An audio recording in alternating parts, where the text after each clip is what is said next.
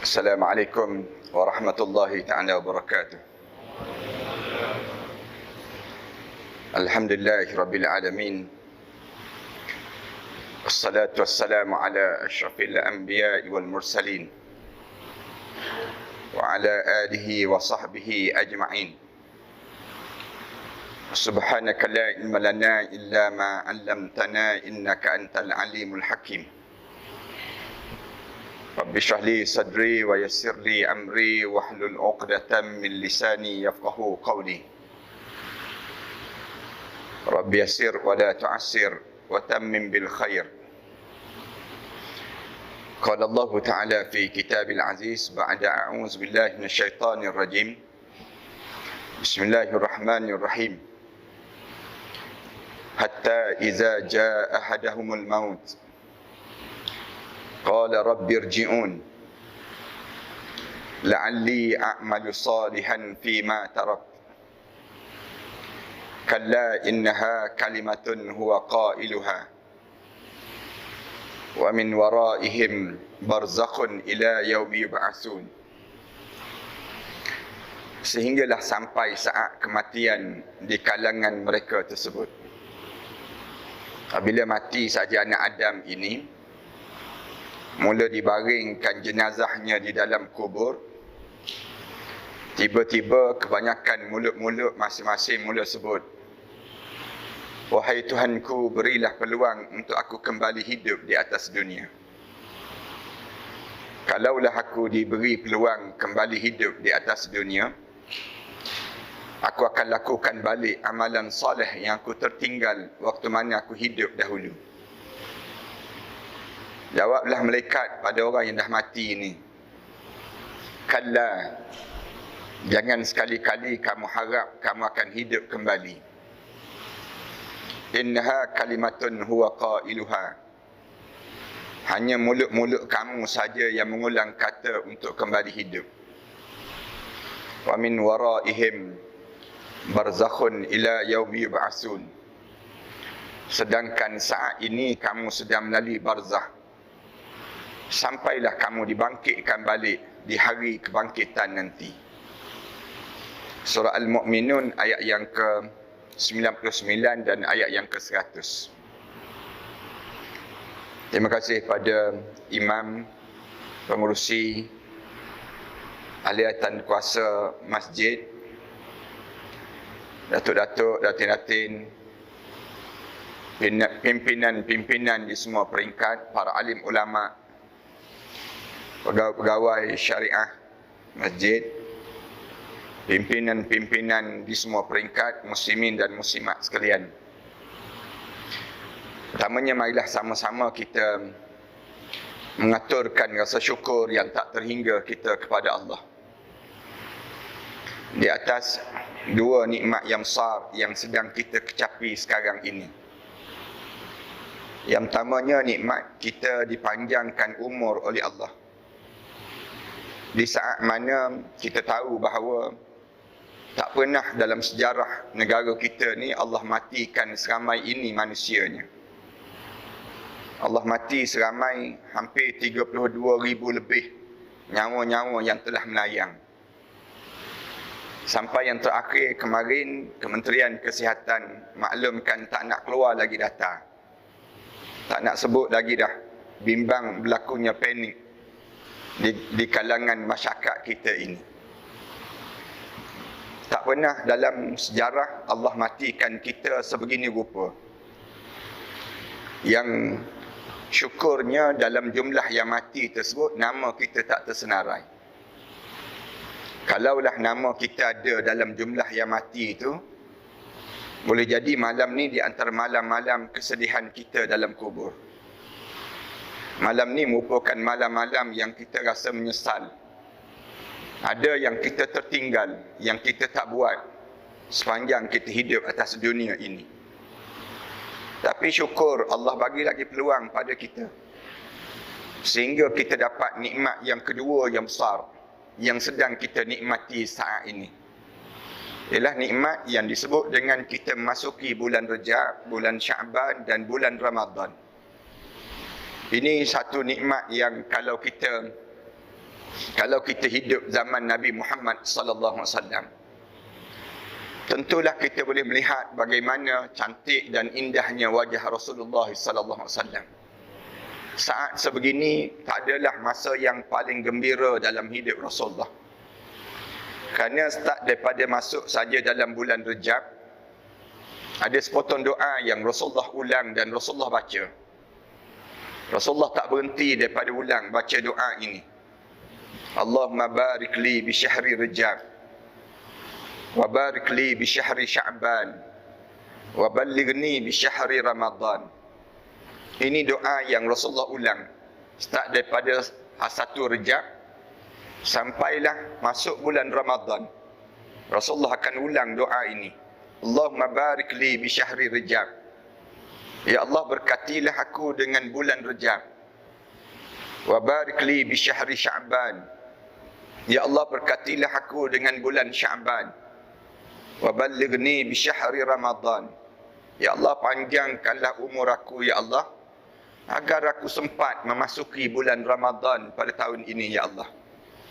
Maknanya kalau ditakdirkan kita mati pada tahun ni lah, Rasulullah sebut, ya Allah, bagilah peluang untuk aku mati setelah mana berjayanya aku masuki bulan Ramadan ya Allah.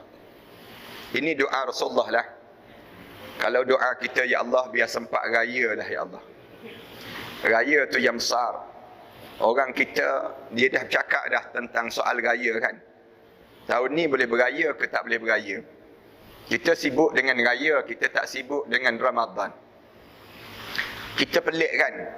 Kalau tuan-tuan baca dalam doa-doa Rasulullah sallallahu alaihi wasallam, tuan-tuan tak akan jumpa doa yang Rasulullah baca doa untuk 3 bulan. Rasulullah gabung 3 bulan dalam doa-doa Rasulullah sallallahu alaihi wasallam. Biasanya Rasulullah, kalau Rasulullah baca doa, hanyalah di saat mana masuk dalam satu bulan begitu saja. Tapi yang ni Rasulullah baca 3 bulan doa. Bulan Rejab, bulan Sya'ban dan bulan Ramadan. Yang pelik lagi, Rasulullah baca doa untuk masuk bulan Ramadan. Kenapa yang Rasulullah baca doa untuk masuk dalam bulan Ramadan? Sehingga kan wajah Rasulullah ni tak adalah masa ni sahabat-sahabat sebut gembiranya dia nak menyambut yang disebut dengan kedatangan Ramadan. Kita nak menyambut raya, kita demikian. Tapi Rasulullah sukanya dengan menyambutnya Ramadan. Padahal kalau nak kira masuk dalam bulan-bulan Islam ini, ada juga bulan Rabiul Awal, bulan kelahiran Rasulullah. Kenapa Rasulullah tak beria nak masuk dalam bulan Rabiul Awal? Patutnya Rasulullah baca doa lah untuk bulan Zulhijjah. Bulan Zulhijjah kan bulan 12 dalam kalender Islam. Sukalah Rasulullah kerana adanya raya Aidil Adha dalam bulan Zulhijjah. Tapi kenapa yang Rasulullah baca doa untuk masuk dalam bulan Ramadan? Ulama-ulama jawab. Katanya alim ulama, dia kata kerana Rasulullah nak ajar pada umat Nabi Muhammad sallallahu alaihi wasallam ini bahawa betapa sayangnya Allah kepada kita sebagai umat Nabi Muhammad sallallahu alaihi wasallam ini. Sayang Allah pada diri kita ini. Kita tanya macam mana Allah nak sayang pada kita dengan Allah bagi pada kita bulan Ramadan? Jawabnya kerana memandangkan usia kita tidak sepanjang usia umur umat terdahulu. Umur umat terdahulu Allah jadikan panjang-panjang usia mereka hidup.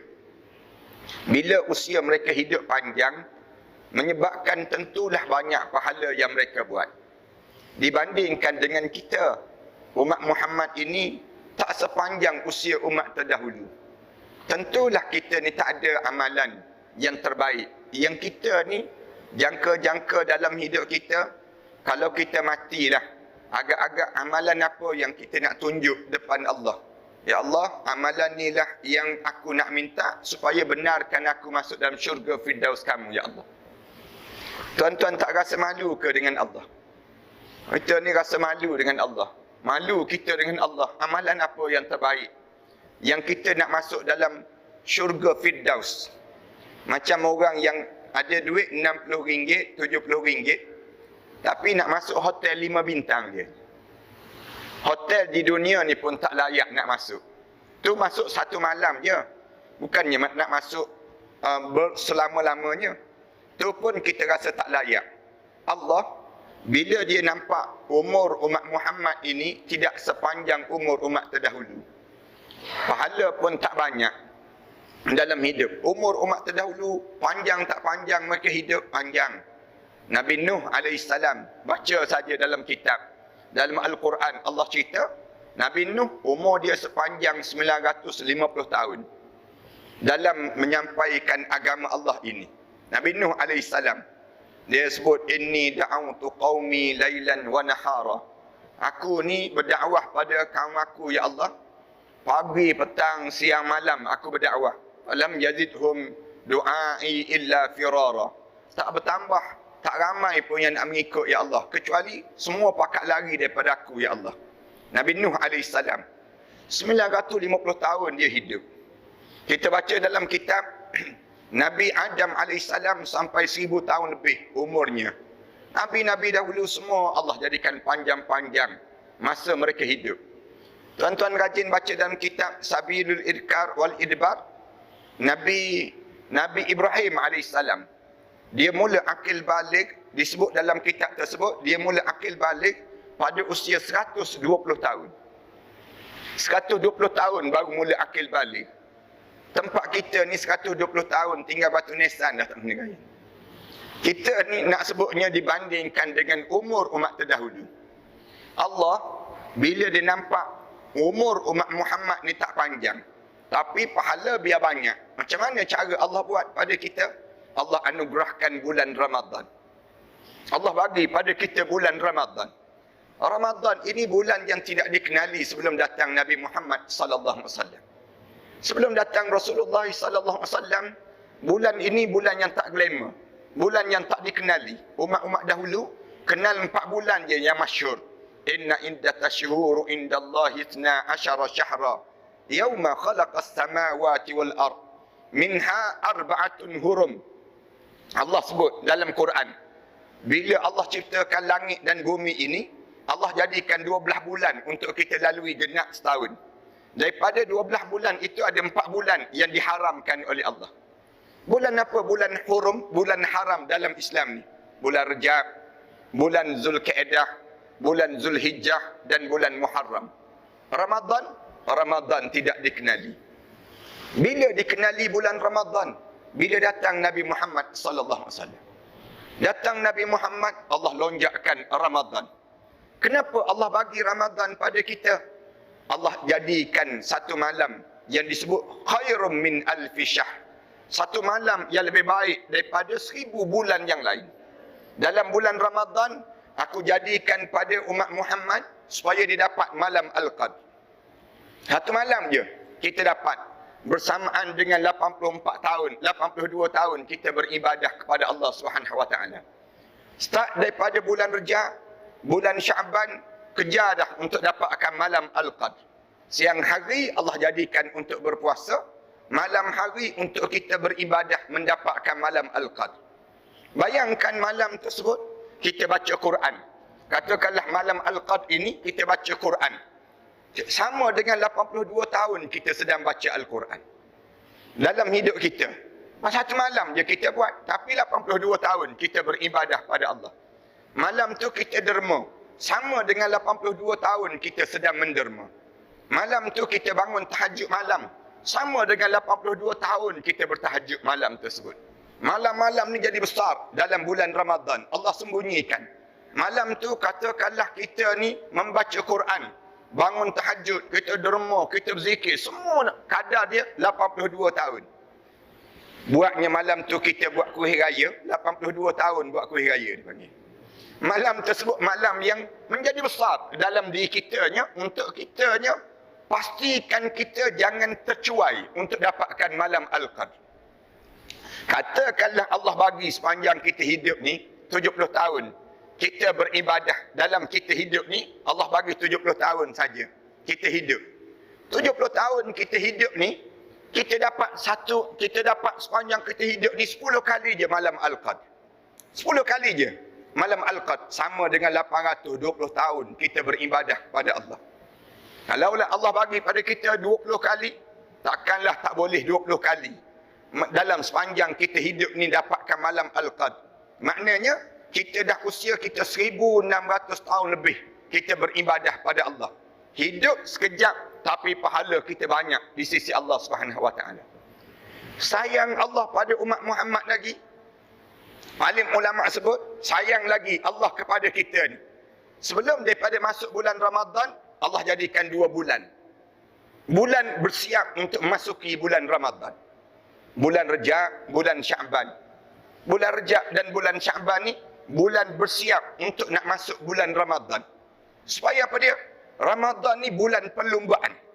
Kamu kena faham, kita kena tanam dalam jiwa kita, Ramadan ni bulan untuk kejar dapatkan syurga Allah. Mesti kita dapat. Sampai Rasulullah sebut, celakalah mana-mana orang yang masuk bulan Ramadan, tiba-tiba dia keluar daripada bulan Ramadan, nama dia tak tertanggal daripada pintu neraka Allah, masih kekal di pintu neraka Allah dan tak tertulis di pintu syurga Allah. Rasulullah baca doa tersebut sampai malaikat Jibril sebut amin, amin. Malaikat-malaikat tolong aminkan. Celakalah orang yang masuk bulan Ramadan, tiba-tiba dia tak dapat syurga Allah. Senang ceritanya. Oleh kerana Ramadan ni bulan perlombaan, Allah jadikan 2 bulan, bulan bersiap. Bulan Rejab, bulan Sya'ban. Supaya bila masuk bulan Ramadan, kamu tak terkejut dengan perlombaan dalam bulan Ramadan. Orang yang tak pernah baca Quran, tolong baca Quran dalam bulan Rejab dan bulan Sya'ban. Supaya bila masuk bulan Ramadan, imam baca panjang-panjang, dia sembahyang tarawih, dia tak terkejut dengan bacaan yang panjang imam baca tersebut. Jangan pula datang dalam hati dia perasaan, kenapa pula imam ni baca panjang-panjang? Bukannya panjang sangat pun, sabih isma rabbikal a'la je. Tapi nak marah dia. Pak Imam, inna a'tayna je Pak Imam. Tak pun inna anzalna. Dia nak yang tu je yang ringkas-ringkas dalam hidup dia. Kenapa dia tak ada? Dia terkejut. Dia tak pernah semayang lama-lama berdiri. Orang yang tak pernah dalam hidup dia derma, tolong derma dalam bulan Rejab dan bulan Sya'ban. Supaya masuk bulan Ramadan, kamu tak terkejut dengan derma-derma yang banyak yang diperlukan setiap malam-malam bulan Ramadan. Dalam bulan Ramadan nanti. Kemudian orang yang tak pernah tak pernah bangun tahajud malam, tolong bangun tahajud. Nanti masuk bulan Ramadan, kamu perlu bangun tahajud. Latihan itu diperlukan dalam bulan Rejab dan bulan Sya'ban. Orang yang tak pernah puasa, tolong puasa bulan Rejab dan bulan Sya'ban. Supaya bila masuk bulan Ramadan, dia tak terkejut dengan puasa yang panjang dalam hidup ni. Orang yang tak pernah datang ke surau ke masjid, tolong datang ke surau ke masjid dalam bulan Rejab dan bulan Sya'ban. Supaya bila masuk bulan Ramadan, masjid dan surau tak berapa terkejut tengok muka dia ni. Muka ni tak pernah nampak dalam bulan-bulan lain. Ramadan nampak pula. Masjid Bukit Beruang ni pun sama juga tak kena. Awal Ramadan penuh je orang datang. Tengah Ramadan tinggal 2-3 sah dah. Hujung Ramadan tinggal Tok Imam, Tok Bilal, Tok Siak, Tok Mudim je yang. Yang lain ghaibul ghuyub semua dah. Kenapa orang kita nampak yang nak sibuk dengan raya? Dia tak sibuk. 10 akhir Ramadan, masa yang jangan terlepas. Menangis para alim ulama, menangis nabi-nabi, menangis rasul di kalangan kita, sahabat-sahabat menangis pada 10 akhir Ramadan. Sehingga mereka tak nak keluar daripada bulan Ramadan. Nak sebutnya apa besarnya nilai Ramadan ini sendiri. Supaya tak berlaku kejutan. Alim ulama sebut demikian. Sebenarnya, alim ulama jawab lagi. Dia kata sebenarnya bukan itu saja. Allah jadikan bulan Rejab, bulan Sya'ban dan bulan Ramadan ini Allah jadikan bukan sekadar untuk kamu nak dalam hidup kamu nak sibuk nak menyambut raya, tidak. Tapi yang besar lagi Allah jadikan bulan Rejab, bulan Sya'ban dan bulan Ramadan ni supaya kamu tak terkejut bila dipanggil menghadap di hadapan Allah. Jangan ada seorang pun di kalangan kita bila kita mati kita terkejut. Tuan-tuan yang datang malam ni, saya harap sangat tuan-tuan jangan terkejut bila dipanggil menghadap di hadapan Allah. Bila kita dipanggil menghadap, jangan terkejut. Kenapa dia kita terkejut? Kerana kita tak bersedia. Tak bersedia untuk kita dipanggil menghadap di hadapan Allah. Ramai di kalangan kita demikian. Tuan-tuan bayangkan, di kalangan kita, berapa ramai di kalangan kita terkejut kan? Di kalangan kita, kalau orang meninggal dunia, di kalangan kita, kita terkejut. Allah mati. Baru je usia 27 tahun mati. Sekarang ni lagilah, dalam musim-musim Covid ni kan, muda-muda lagi mati. Mati ke? Kejut kita. Mati. Orang yang seusia demikian, dalam keadaan yang semuda itu, boleh mati. Kita sebut demikian. Kita rasa terkejut dengan kematian dia. Yang mati itu lagi terkejut. Yang mati itu lagi terkejut. Mati aku. Mati aku. Kenapa mati? Kenapa? Karena kita tak pernah berbicara tentang soal kematian dalam hidup kita. Kita sentiasa bercakap tentang kehidupan. Kita jarang di kalangan kita nak cerita tentang macam mana nak hidup lepas pada mati. Satu, Allah jadikan proses kematian ini patutnya menjadi satu pengajaran yang besar dalam hidup kita. Kita bukan jadi macam orang kafir. Orang kafir memanglah berlari daripada kematian. Tak nak mati kerana hidup atas dunia ni, bagi mereka, hidup atas dunia ni merupakan syurga. Kalau mati, habislah nikmat yang mereka miliki. Tapi kita orang Islam, kita bukan diajar macam tu. Kita diajar supaya, kita bukan diajar supaya takut terhadap kematian kita. Tapi kita diajar supaya hidup berfikir, macam mana nak hidup lepas pada kita mati. Lepas pada kita mati sekejap lagi, kita kena fikir macam mana malam tamu kita di barzah. Macam mana kita nak buat, waktu mana kena bentak, kena hentak kepada malaikat munkar dan nakir dalam kubur. Macam mana kita nak pujuk malaikat supaya malaikat ni jangan himpit kita, memsengsarakan kita, terazab di dalam kubur. Yang ni kena sentiasa berfikiran dalam pemikiran orang Islam setiap ketika dan setiap masa dalam hidup mereka. Kerana lepas pada kita hidup di dunia, Rasulullah ajar pada kita, lepas pada kamu hidup di dunia, kamu kena hidup lagi dalam kubur. Hidup ke tak hidup dalam kubur? Hidup. Tak percaya cuba try mati, tak percaya. Nak tahu hidup ke tak hidup? Sekejap je. Masa kita ni, lepas pada kita mati, turun balik roh kita ni. Diri di hujung kepala masing-masing. Kita nampak siapa yang datang nak mandikan jenazah kita. Kita rasa saat mana butang baju kita dibuka. Kita sebut pada orang mandi jenazah kita. Perlahan-perlahan. Sakit mati tadi belum habis lagi. Kita nampak, kita boleh bilang berapa orang semayang jenazah kita. Kita boleh rasa saat mana orang usung jenazah kita. Kita sibuk tanya orang yang mengusung jenazah kita. Nak ke mana ni? Nak bawa ke mana aku ni? Sampai dalam kubur. Bila tak dalam kubur tu, hadap muka ke kiblat tu, bau tanah depan muka kita ni, bunyi. Ni dengar suara bawah telinga ni. Selamat datang, wahai hamba Allah. Sekejap lagi kamu akan lihat macam mana aku akan lakukan pada kamu sebentar lagi. Kita boleh rasa semua saat tersebut. Tuan-tuan, bila berdiri saja malaikat depan muka kita, jangan ada seorang pun di kalangan kita sebut kalimah yang Allah cerita sebentar tadi. Dalam ayat yang saya baca di awal-awal tadi. Mulut dia kata apa dia? Qala rabbirji'un. Malaikat, boleh bagi tahu tak pada Allah? Sekejap, aku nak kembali hidup. Nak kembali hidup. Bagilah peluang, bagi tahu pada Allah, aku nak hidup balik. Aku nak hidup balik. Kenapa nak hidup balik? La'alli a'malu salihan fi ma tarak. Kalau aku boleh hidup balik, aku nak buat balik amalan salih yang aku tertinggal waktu mana aku hidup dahulu. Mereka jawab terus, mereka tengking dia. Kalla, jangan harap kamu boleh hidup balik. Innaha kalimatun huwa qailuha. Mulut dia. Sebut ulang, katanya malaikat. Ulang, sebut. Yang kamu nak hidup. Wa min waraihim barzakhun ila yaumi yub'atsun. Sedangkan di belakang kamu sekarang, kamu sedang melalui saat barzakh sampai dibangkitkan balik di hadapan Allah. Ulama-ulama tanya. Ulama-ulama ditanya. Orang dalam kubur ni kalau dia nak hidup balik, dia nak hidup bila? Bila masa dia nak hidup? Dia jawab, Rejab, Sya'ban dan Ramadan. Rupa-rupanya, kalau kita boleh dengar suara orang dalam kubur tu, mereka akan sebut 3 bulan ini merupakan bulan yang paling beruntung. Paling beruntung dalam hidup. Tanya kenapa bulan Rejab, bulan Sya'ban dan bulan Ramadan? Kenapa mereka tak sebut nak hidup dalam bulan Rabiul Awal? Kenapa mereka tak sebut nak hidup dalam bulan Safar? Bulan-bulan yang lain. Kenapa bulan Rejab, bulan Syaban dan bulan Ramadan? Ulama jawab, kerana 3 bulan ini merupakan bulan tarbiyah Allah khusus kepada umat Nabi Muhammad sallallahu alaihi wasallam. Allah jadikan 3 bulan ini untuk Allah sendiri susun di kalangan kita. Tanya, Allah nak susun apa pada diri kita? Kita tanya, Allah nak susun apa 3 bulan ini pada diri kita?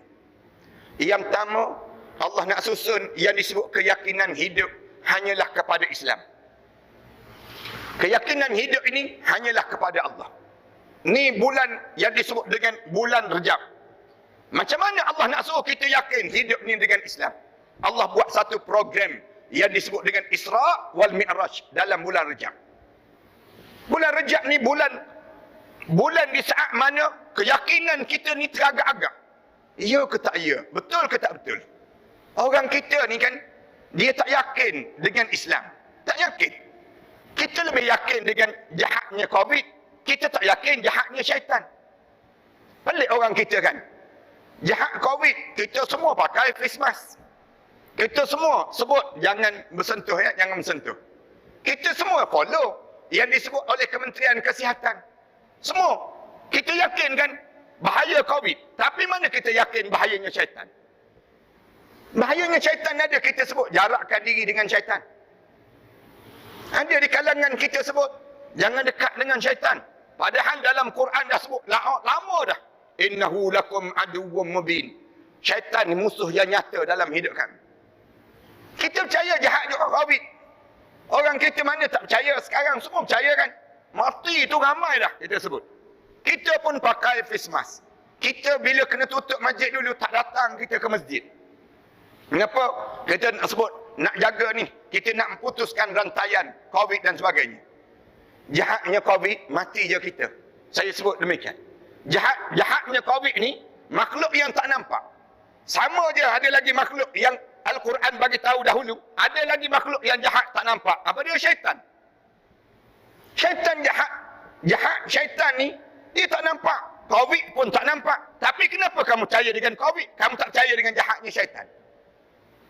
Jahatnya syaitan ni, jahatnya COVID, mati kita. Kemuncak dia mati kita. Tapi jahatnya syaitan, kemuncak dia masuk neraka kita. Mana yang lebih jahat? Mana yang lebih jahat? Kita nak sebut demikian. Tapi kenapa kita tak yakin dengan jahatnya syaitan? Allah, bila dia nak suruh kita kembali keyakinan hidup ini dengan Islam, Allah jadikan satu peristiwa yang besar yang disebut dengan Isra wal Mi'raj. Isra Mi'raj ni betul-betul nak suruh kita yakinkan hidup. Wala tamutunna illa wa antum muslimun. Jangan biarkan diri kamu mati. Saat mana kamu mati itu betul-betul kamu mesti menjadi seorang muslim. Kalimah yang diulang oleh khatib. Setiap hari Jumaat, khatib akan sebut kalimah ni. Ya ayyuhalladzina amanu taqullaha haqqa tuqatih wa la tamutunna illa wa antum muslimun. Wahai orang yang beriman pada Allah, bertakwa kamu kepada Allah sebenar-benar takwa. Jangan biarkan diri kamu, keluarga kamu, siapa yang dekat dengan kamu mati, kecuali saat mana kamu mati betul-betul Islam. Betul-betul kamu Islam. Orang kita tak percaya dengan Islam. Walaupun dia orang Islam. Dia orang Islam tapi dia tak percaya pada Islam. Bukti dia tak percaya pada Islam. Kalau kita tanya lagi, mana bukti Ustaz tak percaya pada Islam orang kita ni? Kat mana bukti dia tak percaya pada Islam? Dia tak boleh baca Quran. Di antara bukti yang besar, kalau kalian tak boleh baca Quran, menandakan kalian tak yakin dengan masa depan hidup dengan Islam. Jangan kita tak boleh baca Quran. Padahal Quran ni hudan linnas. Petunjuk kan? Petunjuk pada manusia. Kenapa orang kita tak boleh baca Quran? Kalau kita tak boleh baca Quran, itu menandakan kegagalan awal dalam hidup kita untuk menuju ke akhirat Allah. Sebagaimana kita tak boleh baca meter jalan. Meter kenderaan kita tak boleh baca. Tak tahu minyak ada ke tak ada. Sebagaimana kita nak atas kereta, kita tak boleh baca signboard jalan. Kita nak pergi ke mana dalam hidup kita? Dalam hidup kita ni ada signboard yang Allah sediakan. Ada peta, petunjuk dalam hidup kita. Map dah ada dah Allah tunjuk. Nak pergi ke akhirat, Quran dalam hidup kami. Tapi kenapa tak boleh baca Quran? Saya ulang banyak kali kan. Saya harap malam ni tak ada seorang pun yang tak boleh baca Quran. Semua boleh baca Quran. Kalau tuan-tuan tak boleh baca Quran, pastikan umur tuan-tuan panjang-panjang dan tak mati-mati. Tuan-tuan jangan mati, tuan-tuan. Kalau tuan-tuan mati di saat mana tuan-tuan tak boleh baca Quran, tuan-tuan masuk dalam kubur, confirm tak lepas menghadap depan Allah. Tak lepas. Masuk dalam kubur je, malaikat tanya terus. Quran boleh baca Quran? Bro, boleh baca bro? Quran boleh? Tak boleh. Quran tak boleh baca? Tak boleh. WhatsApp boleh, dia jawab. WhatsApp boleh baca, Quran tak boleh baca. Bila tak boleh baca Quran, kamu lawan agama. Kamu tak kenal alim ulama. Kamu tak peduli, ni orang soleh ke orang tak soleh. Kamu tak peduli lah. Kerana kamu tak reti nak hormat Allah. Allah pun kamu tak reti nak hormat. Macam mana kamu nak hormat manusia? Kalaulah Allah pun kamu tak jaga, macam mana kamu nak jaga manusia dalam hidup ini? Ini tanda kita tak yakin. Allah, bila dia nak suruh kita yakin, Allah jadikan program keyakinan. Program keyakinan. Apa dia? Isra' wal Mi'raj. Isra' Mi'raj ni program kamu tak boleh guna akal lagi. Kamu tak boleh fikir dengan logik akal. Kamu kena guna wahyu. Kena guna wahyu dalam hidup kamu. Kalau kamu nak fikir Isra' Mi'raj ni guna akal kamu, tak terfikir kamu. Tak terfikir. Sampai Rasulullah bila balik daripada Isra' Mi'raj, saya tak bercadang malam ni nak cerita Isra' Mi'raj. Saya yakin tuan-tuan akan panggil penceramah yang lain untuk cerita Isra' Mi'raj khusus. Kerana saya ingat waktu mana saya kecil-kecil dahulu, masuk je bulan Rejab, tiap-tiap malam ustaz ni akan ceramah, cerita kuliah tentang Isra', 15 hari cerita Isra'. 15 hari lagi cerita Mi'raj. Habis je sebulan, sembelih lembu seekor. Sukanya kerana faham tentang Isra' Mi'raj. Malam ni tak tahu ada lembu ke tak ada lembu malam ni. Malam ni kalau ada bihun pun satu rahmat. Walau mana sekalipun nak sebutnya, gambarannya, pada kitanya, bila Rasulullah kena berlaku Isra' Mi'raj pada Rasulullah, saat mana Rasulullah digoyang keyakinan hidup. Bila Rasulullah digoyang keyakinan hidup, bila dimatikan dua orang yang disayangi dalam hidup Rasulullah. Dua orang yang paling Rasulullah kuat, keyakin sayangnya Rasulullah pada dia. Siapa dia? Yang pertama Abu Talib, yang kedua Khadijah binti Khuwailid. Mati dua orang ni, wafat dua orang ni, yang menyebabkan Rasulullah ni rasa sedih. Sedih yang amat sangat. Digelarkan tahun tersebut Amu Huzn, tahun duka cita bagi Rasulullah. Sedih tak sedih Rasulullah? Sampai malam-malam Rasulullah tak tidur di rumah. Rasulullah tidur di rumah Ummu Hani, kakak sepupu Rasulullah. Sedihnya Rasulullah. Malam-malam tidur di rumah Ummu Hani, kakak sepupu Rasulullah. Bila kakak sepupu dia tanya, kenapa ya Rasulullah datang ke rumah aku malam-malam? Kenapa? Rasulullah jawab, rumah aku dibayangi dengan wajah-wajah Khadijah. Khadijah tu ada je, aku tak boleh. Jiwa aku jadi rapuh. Keadaan dia aku ni tak kuat. Rasulullah sebut. Nak mengharungi hari-hari tanpa dua orang yang menjadi kekuatan dalam hidup Rasulullah. Allah, dia nak ajar, hidup ni jangan bergantung dengan orang, tapi bergantung dengan aku. Allah jadikan Isra' Mi'raj.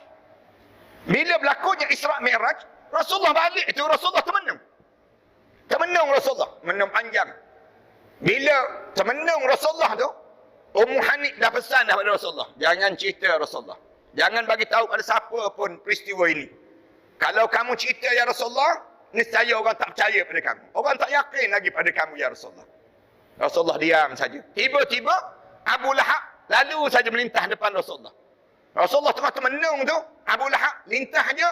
Abu Lahab tegur Rasulullah, Muhammad, termenung je pagi-pagi ni, ada berita baru ke? Ada cerita baru ke? Rasulullah jawab, ya, ada cerita baru. Cerita apa? Semalam aku diisra'kan, semalam aku dimi'rajkan, kata Rasulullah. Terkejut Abu Lahab. Isra', benda apa Isra'? Mi'raj, benda apa? Rasulullah jawab, Isra', aku diperjalankan daripada Masjidil Haram sampai Masjidil Aqsa.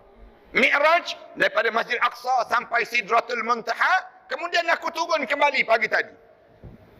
Abu Lahab terkejut. Abu Lahab tanya dia, Muhammad, kamu pergi bila? Kamu balik bila? Aku pergi semalam, Rasulullah sebut. Kemudian aku pulang pagi tadi, Rasulullah jawab demikian. Abu Lahab kata, ni cerita sensasi juga, ni cerita sensasi. Kalau kamu jangan cerita pada orang Muhammad ya, biar aku panggil semua orang, orang datang dengar cerita daripada kamu, nescaya tak ada seorang pun yang percaya terhadap apa yang kamu ceritakan. Pelik kan? Kenapa Rasulullah pergi cerita Isra' Mi'raj ini pada Abu Lahab? Yang pelik lagi, Abu Lahab pergi cerita pada Abu Bakar. Cerita pada Abu Bakar. Abu Bakar, kamu tahu tak? Orang yang digelarkan Muhammad itu, yang kamu kata Nabi itu, dia cerita pada kami, dia cerita pada aku tadi, dia diisra'kan dan dia dimi'rajkan. Abu Bakar tanya, dia cerita macam mana? Dia cerita, dia dibawa daripada Masjidil Haram sampai Masjidil Aqsa. Daripada Masjidil Aqsa sampai Sidratul Muntaha. Kemudian katanya Abu Bakar tanya pada Abu Lahab. Kemudian kamu percaya ke tak percaya wahai Abu Bakar? Katanya Abu Bakar, ini yang disebut oleh Rasulullah. Ya, yang ni yang disebut oleh Muhammad. Abu Bakar jawab, sadaqta ya Rasulullah. Benar apa yang berlaku pada kamu ya Rasulullah. Terduduk Abu Lahab. Alim ulama pelik kan? Kenapa pergi cerita pada Abu Lahab tu? Kuliah subuh untuk Abu Lahab dia panggil. Pagi-pagi lagi cerita. Lagi pelik kan kalau tuan-tuan dijemput oleh orang bukan Islam untuk dengar ceramah Isra' Mi'raj. Abu Lahab pula panggil, beginilah. Kita pergi dengar sendiri depan apa yang berlaku ni, kita pergi sendiri, kita dengar sendiri daripada Muhammad. Kamu ni, kita dengar daripada mulut Muhammad sendiri. Masing-masing datang jumpa depan Rasulullah. Rasulullah cerita terus. Bila datang kumpul, Rasulullah cerita. Semalam aku dibelah dada. Kemudian aku dibasuh dada aku. Kemudian dibawa sampai pada Masjid Aqsa. Kemudian aku semayang. Aku naik menghadap depan Allah. Kemudian terima ibadah yang paling besar dalam hidup, salat. Rasulullah sebut. Kemudian aku ditunjuk terhadap neraka. Aku ditunjuk terhadap syurga. Bila tunjuk terhadap syurga, Rasulullah SAW sebut, aku berdiri depan syurga. Aku tengok orang yang paling ramai di kalangan umat aku yang masuk dalam syurga ialah orang miskin, Rasulullah sebut, dibandingkan dengan orang kaya yang sikit je masuk. Dan kemudian Rasulullah sebut pula, yang masuk tu pula lambat pula orang kaya masuk dalam syurga Allah dibandingkan dengan orang miskin. Sejarak arba'ina kharifan, sejarak lebih kurang 40,000 tahun. Rasulullah sebut demikian. Lalu Rasulullah baca doa, Allahumma ja'alna miskinan wa amitna miskinan wahsyurna yaumal qiyamati masakin. Ya Allah, jadikanlah aku orang miskin, matikanlah aku dalam keadaan miskin, kemudian kumpulkanlah aku di akhirat nanti dengan orang miskin. Doa ni, doa yang dibaca oleh Rasulullah ni, saya jamin tak ada seorang pun nak hafal doa ni. Doa ni saya baca tadi pun tak ada orang pun nak amin jadi miskin. Jadi miskin tak nak ustaz, jadi kaya tak ada. Doa jadi kaya dipanggil. Kenapa kita hidupkan kita nak kaya? Kita berebut nak jadi kekayaan. Kenapa Rasulullah cerita tentang orang miskin? Rasulullah cerita ni, bila sebut demikian, ulama-ulama kata kerana orang miskin jauh lebih tawaduk dibandingkan dengan kesombongan orang kaya. Hati-hati dengan kekayaan yang dimiliki oleh seseorang. Kalau tuan-tuan jadi orang kaya, tuan-tuan ada rezeki yang lebih Allah bagi pada kita, lebih sikit je, kita senang nak jadi tagut dalam hidup. Senang nak jadi yang disebut melampau dalam hidup. Kalla innal insana la yatgha ar-ra'ahu istaghna. Jangan begitu manusia ni. Bila dia banyak saja harta benda, dia jadi tagut terus dalam hidup dia. Dulu tak reti nak karaoke, bila ada duit pandai pula karaoke. Dulu tak reti nak berjudi, bila ada duit pandai pula berjudi. Dulu tak reti yang disebut dengan apa dia? Nak buat maksiat, nak minum arak. Bila ada duit, banyak harta je, mula buat maksiat. Berani dia buat maksiat. Dulu tak cakap sombong. Bila banyak duit je, sombong terus dalam hidup dia. Manakala orang miskin, sesi soal jawab dia tak banyak dibandingkan dengan orang kaya. Orang miskin, Allah tanya dia, televisyen ada televisyen? Tak ada ya Allah. Habis kamu tengok apa tiap-tiap hari? Tengok besen je ya Allah. Orang miskin kan senang. Hanya orang kaya, televisyen ada televisyen. Dia tanya balik, yang berapa inci ya Allah dia tanya. Tu belum tanya lagi astro ada tak astro kat rumah. Astro kamu beyond ke tak beyond astro kamu. Yang kamu boleh bayar astro lagi, Unify lagi, tiap-tiap bulan kamu bayar 200 lebih, 300 lebih tiap-tiap bulan ini. Kamu derma untuk masjid ni ada sampai 200, 300 lebih tiap-tiap bulan. Siapa-siapa yang ada Beyond, ada Astro, Beyond pula, kemudian dia pula ada Unify lagi, tapi dia bayar bil tu banyak dibandingkan dia derma kat masjid ni, baik jual malam ni tuan-tuan. Baik jual tuan-tuan. Jangan main-main, nanti tak lepas kita di akhirat nanti. Nak menjawab tak lepas kita. Orang miskin tak banyak sesuatu jawab. Ia menyebabkan kemudahan dia tu, kesusahan dia tu menjadikan dia tunduk kepada Allah. Dia merasakan diri dia ni kesukaran dalam hidup. Tapi jangan miskin sangat. Kerana bimbang. Kadal faqru ayyakuna kufran. Bila kamu terlampau fakir sangat, menyebabkan kamu kufur pada Allah SWT. Seadanya dalam hidup ni panggil. Rasulullah cerita, aku berdiri depan pintu neraka, aku tengok yang paling ramai ialah orang perempuan. Rasulullah sebut. Orang perempuan paling ramai. Rasulullah basah. Janggut Rasulullah menangis teresak-esak. Bila Rasulullah cerita tentang keadaan demikian. Nak sebutnya orang perempuan yang paling ramai. Tapi jangan pula orang lelaki luruk dada pula. Lega-lega tak masuk neraka dah kita. Jangan demikian. Tapi kenapa orang perempuan paling ramai? Orang perempuan paling ramai. Kerana dia tak boleh jaga dua perkara je. Dua perkara je saya nak pesan pada orang perempuan. Orang Bukit Beruang ni, pastikan orang perempuan Bukit Beruang ni, dia boleh jaga dua perkara ni, dia masuk syurga pintu mana dia nak. Kalau dia boleh jaga dua perkara ni. Yang pertama, dia jaga Allah dan juga Rasul. Jangan tinggal Allah dan Rasul dalam hidup kalian. Ibu-ibu, keutamaan ibu-ibu bukan suami ibu. Bukan lagi yang disebut dengan anak-anak. Keutamaan yang besar, Allah dan juga Rasul. Mesti dapatkan kecintaan Allah dan juga Rasul dalam hidup itu. Yang kedua, jaga hati suami. Jaga je hati suami. Jangan singgung hati suami. Saya pesan banyak kali ni, orang perempuan jangan angkat suara depan suami. Jangan tengking kata-kata suami. Kalian angkat je suara depan suami, hancur lepau amalan-amalan kalian. Ada ya amalan. Semayanglah sampai lekuk dahi-dahi sekalipun. Puasalah sampai kering jasad kalian. Kalian cakap kasar dengan suami kalian, terguris hati suami kalian, kalian mati, tertutup pintu syurga, terbuka luas pintu neraka Allah SWT. Jangan jadi demikian, jangan. Jangan cakap kasar dengan suami. Semacam mana pun nak marah, tahan. Suami ni pula, jangan cepat terasa hati dengan isteri dia. Dia kena betul terang dengan isteri dia. Sebut, jangan cakap macam ni tak baik. Allah larang cakap macam ni. Orang lelaki kita ni, sentiasa dalam hidup dia, bila dia kena marah, ataupun ditengking oleh isteri dia, dia simpan dalam hati dia. Akhirnya benda apa yang dia buat jahat? Dia buat jahat pada mak dan ayah dia. Dia akan balas pada mak ayah dia. Dia tak peduli pada mak ayah dia. Kerana dia nak jaga hati isteri dia dan anak-anak dia. Yang ni paling bahaya dalam hidup kalian. Orang lelaki jangan ingat, kita ni bila kita ada isteri, lalu kita kena fokus. Jaga isteri kita sampai kita tertinggal mak dan ayah kita. Berapa ramai ayah dan ibu terasa hati dengan anak-anak lelaki.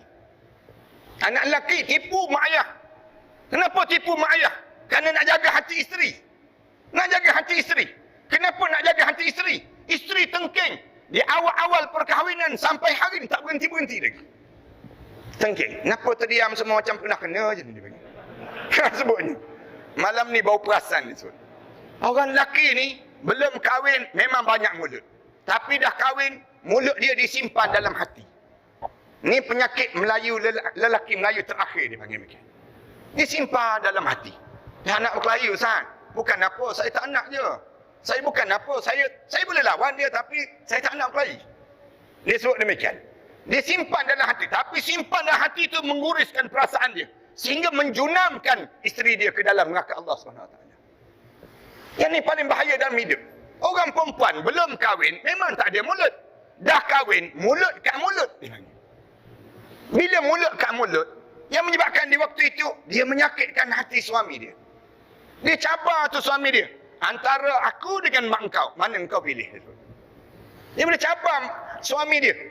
Yang akhir suami dia boleh tipu mak dia. Mak dia bagi tahu, saya nak datang, mak nak datang ke rumah kamu ni, boleh tak? Dia pun jawab tak boleh, jangan datang mak, jangan datang. Sebab isteri dia dah cabar lah. Mak datang siap engkau. Dia sebut demikian. Kalau nak balik kampung, balik seorang. Jangan bawa anak-anak ni. Engkau balik seorang-seorang. Yang suami boleh balik seorang-seorang. Nak sebutnya gambaran bagaimana dahsyatnya suasana yang berlaku di kalangan kita ini. Yang inilah yang dimasukkan oleh Rasulullah. Kenapa perempuan ramai dalam neraka Allah SWT? Punca tak mana nak jaga yang ni lah. Dalam di kalangan kita. Yang menyebabkan akhirnya, orang perempuan ni, bila tak boleh jaga Allah dan juga Rasul, yang menyebabkan dia terjunam. Dia tak boleh jaga Allah dan juga Rasul. Dalam masa yang sama, tak boleh jaga hati suami dia. Tersinggung hati suami dia. Manakala orang lelaki pula, tak boleh jaga hati mak dan ayah. Mak dan ayah. Mak mertua dan ayah mertua. Sama je kedudukan itu. Sama je kedudukan. Haram dah kita kahwin dengan mak mertua kita. Haram tu haram mu'abbad. Bukan haram mu'akkad. Haram mu'abbad. Katakanlah kita kahwin dengan isteri kita. Lepas seminggu, 2 minggu, sebulan, 2 bulan, jumpa dengan mak mertua. Tengok mak mertua lawa pula daripada isteri kita. Misalnya contoh. Boleh kita nak kahwin dengan mak mertua kita? Cerai isteri kita nak kahwin dengan mak mertua? Tak boleh dah. Haram tu haram mu'abbad. Haram yang sampai bila-bila. Kenapa? Dia sudah menjadi mak kamu. Dalam syariat Islam. Mak mertua kita tu sama dengan kedudukan mak kita. Ayah mertua kita sama dengan kedudukan ayah kita. Islam nak sebut, nak suruh kita jaga. Isteri kamu, tolong jaga kamu. Kamu pula, jaga ayah dia, jaga mak dia. Ini cara dalam Islam disusun. Yang dia cantik dah. Rasulullah cerita ni, keadaan yang berlaku sebut. Bila Rasulullah cerita saja, ada mereka tersebut, Rasulullah sebut saja. Habis je Rasulullah cerita, bangun terus. Orang kafir, bangun. Di kalangan orang kafir tanya terus. Kadzabta ya Muhammad. Pembohong kamu wahai Muhammad. Tak logik langsung cerita. Tak logik. Rasulullah diam sebab dia kafir. Orang kafir. Rasulullah diam saja, buat tak peduli saja kerana kekufuran. Tapi dia kata, Muhammad, kami boleh percaya. Kami ni biasa pergi Masjid Aqsa. Kalau kamu boleh jawab soalan ini, kami percayalah dengan peristiwa yang berlaku pada kamu. Mereka cabar Rasulullah. Rasulullah tanya, bukan begitu. Kalau aku boleh jawab soalan kamu, Rasulullah kata, kalau aku boleh jawab pertanyaan kamu, kamu mesti beriman dengan apa yang aku cerita. Rasulullah tak tahu soalan apa yang mereka nak tanya. Rasulullah cabar mereka. Nak tak? Kalau kita buat perbincangan macam ni, kamu nak tanya soalan ni, kerana kamu biasa pergi Masjid Aqsa. Kemudian, aku akan jawab. Tapi aku jawab dengan syarat, lepas pada aku jawab, kamu beriman dengan apa yang aku sebut dan aku cerita. Ya Muhammad, bolehlah disebut demikian. Rasulullah tanya, soalan apa yang kamu nak tanya tentang Masjid Aqsa?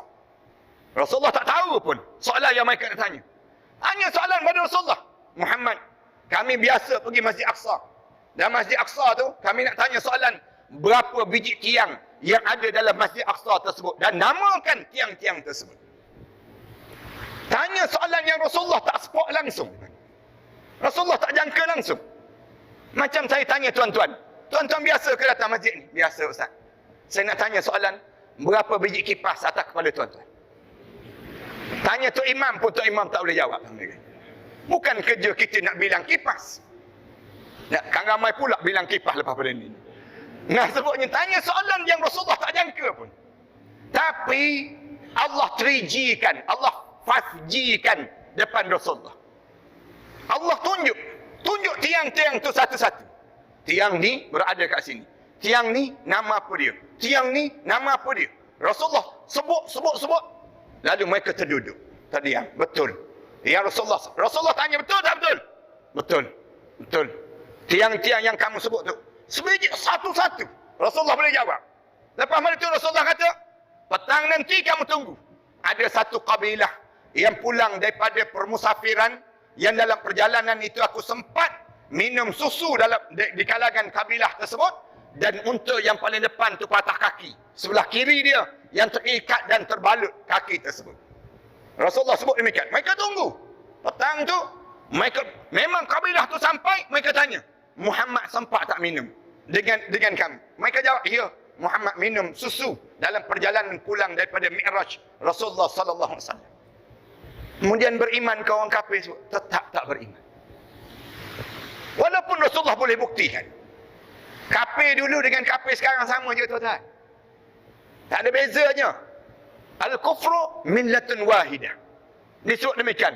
Kekufuran ini satu je matlamat dalam hidup mereka. Itu je cara dalam cara kehidupan ini sendiri. Sampai Islam lagang. Jangan percaya dengan si kafir tersebut. Kenapa kamu tak percaya dengan Islam? Kamu Islam, kamu tak percaya dengan Islam. Pelik kan? Dalam hidup. Orang kita orang Islam, tak percaya dengan ekonomi Islam. Tak percaya dengan sosial Islam. Tak percaya dengan pendidikan Islam. Pelik orang kita orang Islam.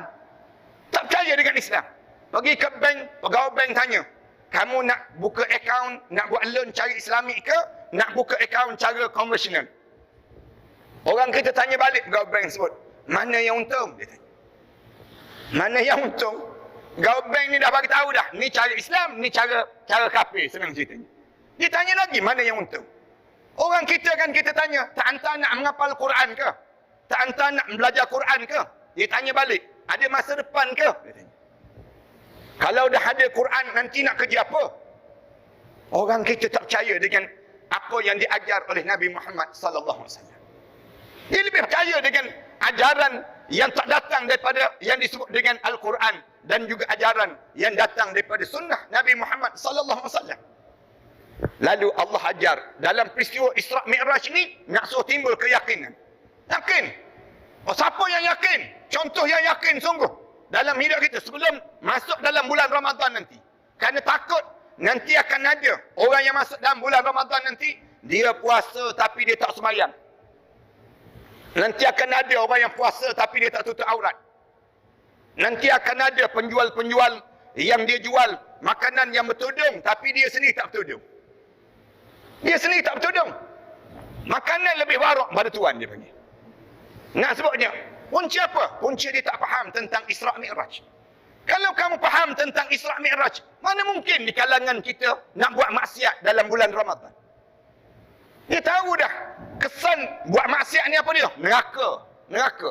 Kesan dalam kita taat yang disebut dengan syurga datang daripada mana? Daripada Isra' wal Mi'raj. Keyakinan dalam hidup. Bangun Abu Bakar, sadaqta ya Rasulullah. Sahabat-sahabat yang lain sebut, sadaqta ya Rasulullah. Benar apa yang Rasulullah sebut. Sampai Allah nak suruh kuat lagi, Allah turunkan ayat, subhanallazi asra bi'abdihi lailan minal masjidil haram ila al masjidil aqsa. Ni allazi barakna haulahu linuriyahu min ayatina. Ayat tersebut nak gambarkan pada kita keyakinan dalam hidup ini sendiri. Yang kedua, tapi bangun golongan ketiga. Ini jarang disebut ni. Bangun golongan ketiga, dia sebut terus, Muhammad, sebelum daripada ini kami beriman dengan apa yang kamu bawa. Tapi bila kamu cerita tentang cerita dongeng ini, cerita bohong ini, dia sebut kami keluar daripada Islam. Keluar daripada Islam. Sampai disebut dalam kitab tu, fataqa'asat ru'usih. Terkulai kepala Rasulullah. Dengar tu Rasulullah jatuh terus kepala. Allah. Ada juga orang macam ni.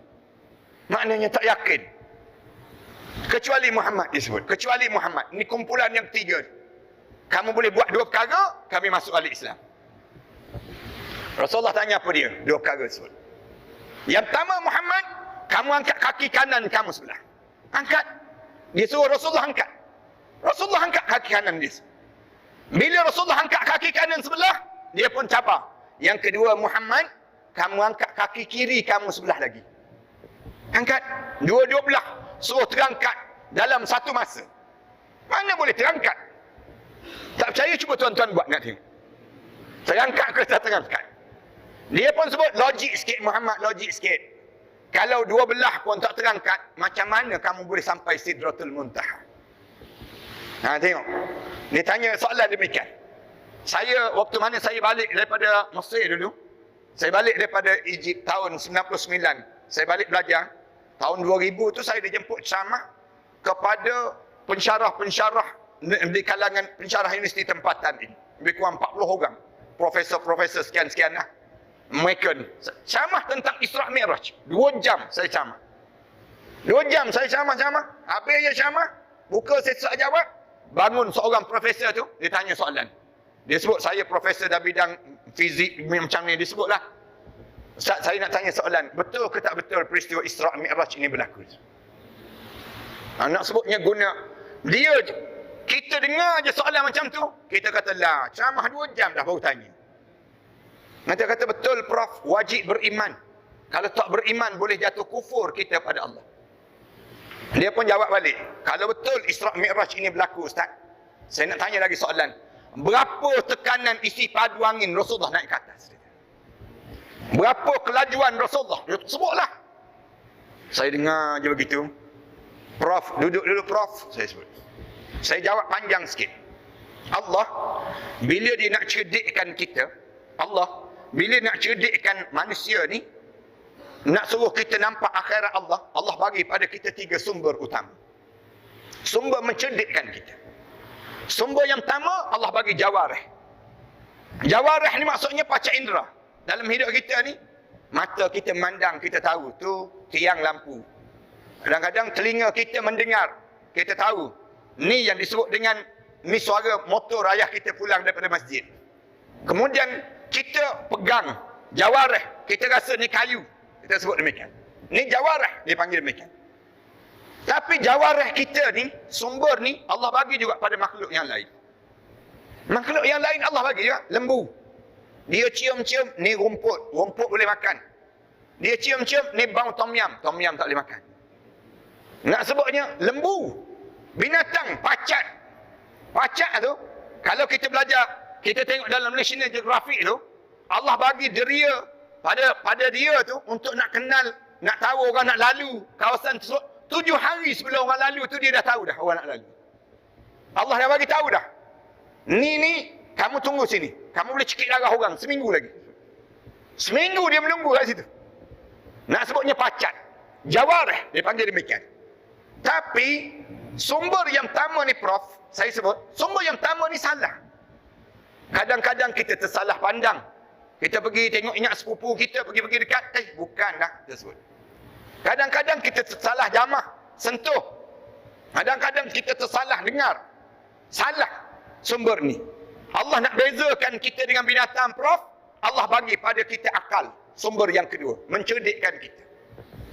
Binatang, Allah tak bagi kecerdikan. Allah tak bagi kecerdikan. Cerdik macam mana pun monyet, dia tahu ni kelapa muda, kelapa tua, tapi bila dia tua, dia tak boleh ajar monyet-monyet yang lain pula. Dia tak boleh buka kelas tuition, senang cerita, untuk nak ajar monyet-monyet lain. Cerdik cakap dia lah. Kita boleh susun binatang, singa yang buas, tapi kita guna akal kita didik dia, sampai binatang tu kena ikut cara kita. Tapi bila dia tua, dia tak boleh mengajar orang lain. Binatang tak sebagaimana kita. Tapi akal kita ni Prof, ada benda yang kita boleh fikir, ada benda yang kita tak boleh fikir. Sebagaimana mulut kita terbatas kan. Kita boleh makan berapa pinggan?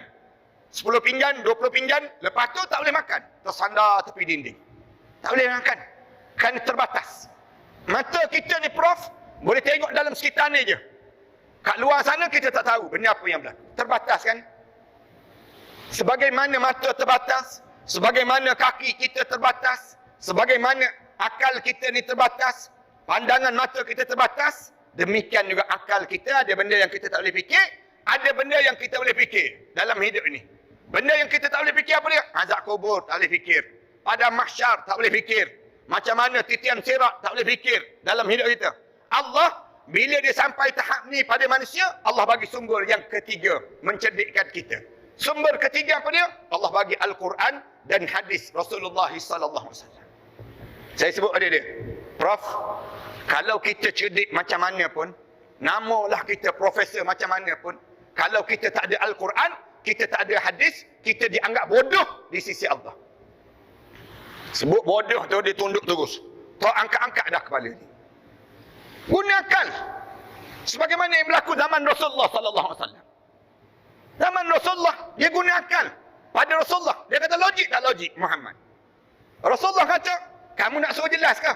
Rasulullah tanya balik, kamu nak suruh jelas ke? Dia jawab, terangkan pada aku Muhammad, macam mana Isra' Mi'raj itu berlaku. Rasulullah kata senang ke? Kamu pergi rumah Umar. Umar akan terangkan pada kamu tentang Isra' Mi'raj. Dia pun luruh bendul. Pergi betul rumah Sayyidina Umar. Pergi rumah Sayyidina Umar. Sampai di rumah Sayyidina Umar, Sayyidina Umar tanya, Rasulullah suruh datang ke? Ya, Muhammad suruh datang. Terangkan pada aku tentang Isra' Mi'raj. Terangkan pada kami tentang Isra' Mi'raj. Sayyidina Umar, dia kata, kamu diam-diam kat sini. Jangan pergi tempat lain. Sayyidina Umar masuk dalam rumah dia, pegang pedang, ambil pedang, keluar, pancung terus kepala kawan tersebut. Bila pancung kepala kawan tersebut, kejut sahabat-sahabat yang lain. Dah putus dah kepala ni. Sahabat-sahabat tanya terus, Umar, Rasulullah bukan suruh pancung kepala dia. Rasulullah suruh terangkan pada dia tentang Isra' Mi'raj. Sayyidina Umar jawab, tu pancung kepala tu tegang lah tu. Tenang, sahabat-sahabat tak puas hati. Umar, Rasulullah bukan suruh pancung kepala. Rasulullah suruh tegang pada dia. Sayyidina Umar tengok sahabat tak faham. Sayyidina Umar kata, sahabat-sahabat, kalau Rasulullah terang pada dia pun dia tak faham. Kalau Umar terang, lagi dia tak faham. Rasulullah orang yang seumpama Rasulullah terang pada dia. Nak suruh jelaskan tentang Isra' Mi'raj. Dia tak faham. Umar terang lagi dia tak faham. Umar tak reti nak terang kepada orang. Yang Umar reti, terang je kepala orang. Nak sebutnya. Kita ni Islam bila Umar. Ulama-ulama sebut daripada peristiwa ini, Islam tanpa Umar. Kalau Sayyidina Umar ada, rasa ramai kena pancung kepala. Kejap-kejap dekat Bukit Katil kena pancung kepala. Kejap-kejap dekat Bukit Beruang pula kena. Nak sebut je, ada je yang kena pancung kepala. Kenapa? Keyakinan terhadap Islam. Sebab tu belum kita mati, benda yang pertama yang kena tanam dalam jiwa kita, yakin dulu dengan Islam ni. Jangan tak yakin dengan Islam, tuan-tuan. Jangan teragak-agak dengan Islam. Jangan teragak-agak. Kalau kamu teragak-agak dengan Islam, nanti kamu akan menyesal dalam kubur sekejap lagi. Supaya tak kita ni tak teragak-agak dengan Islam, nak buat macam mana? Sentiasa baca doa ni. Doa apa dia kita baca? Ya muqallibal qulub, sabbit qalbi ala dinika wa ala ta'atika subhanaka inni kuntu minaz zalimin. Ulanglah baca doa ni ayah-ayah, ibu-ibu sekalian. Ya muqallibal qulub, wahai Tuhan yang membalik-balikkan hati manusia. Sabbit qalbi, tolong tetapkanlah hati saya ni ya Allah. Tolonglah ya Allah. Kamu janganlah goncang keyakinan hidup saya ni. Ala dinika, dalam saya mentaati, dalam saya beragama dengan agama kamu. Wa ala ta'atika, supaya saya sentiasa taat pada kamu ya Allah.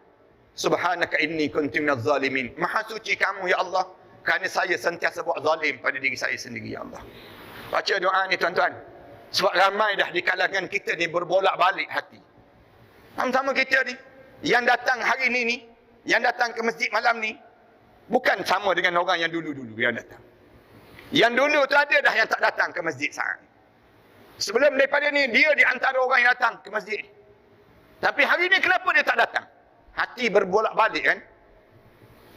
Hari ni tak tentu lagi untuk akan datang kita boleh datang. Akan datang nanti kita datang ke tak datang? Tak tentu lagi. Hari ni tuan-tuan boleh dengar ceramah saya. Tapi besok lusa, tak tentu lagi tuan-tuan. Hati manusia ni, Rasulullah kata, macam air yang menggelegak. Air yang menggelegak, cepatnya berbolak-balik. Sekejap begitu, sekejap begini. Kita tak payah hanya orang lain. Kita cukup lah. Kita dengan isteri kita, kita dengan anak-anak kita, kita dengan menantu kita, berbolak-balikkan dalam hati kita. Menantu kita ni dulu, waktu mana dia masuk meminang anak kita dulu, kita anggap, baguslah budak ni. Baguslah, ni menantu yang paling baik. Seminggu je. Tak jadi menantu dah, jadi hantu dah. Nak sebutnya berbolak-balikkan hati kita. Sekejap je dalam hidup kita jadi demikian. Ini contoh-contoh dalam hidup. Allah dijadikan bulan Rejab ni untuk memantapkan keyakinan dengan Islam. Tuan-tuan nak suruh yakin lagi dengan Islam, baca doa ni. Raditu billahi rabban, wa bil islami dina, wa bi Muhammadin nabiyyan wa rasulah. Jangan tinggal ayah-ayah, ibu-ibu. Sekejap lagi kita kena goncang keyakinan. Bila? Dekat nak mati. Dekat nak mati ni, kebanyakan manusia terbolak-balik hati dia.